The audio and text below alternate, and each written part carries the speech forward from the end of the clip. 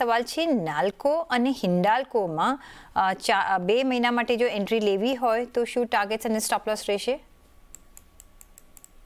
જી, તો નેશનલ એલ્યુમિનિયમમાં એક રિવર્સલ છે. તમે જોશો તો કે આને જે રીતે પ્રાઇસ મોમેન્ટમ બિલ્ટઅપ જોવા મળ્યું છે, એક શોર્ટ ટર્મ રિવર્સલ કહી શકાય. સો ઇમિડિયેટલી વાત કરીએ તો શોર્ટ ટર્મ પોઈન્ટ ઓફ વ્યૂથી 202 એટલે અહીંથી એમ વાત કરીએ તો ₹10 another level national aluminium expect કરી શકાય શોર્ટ ટર્મમાં.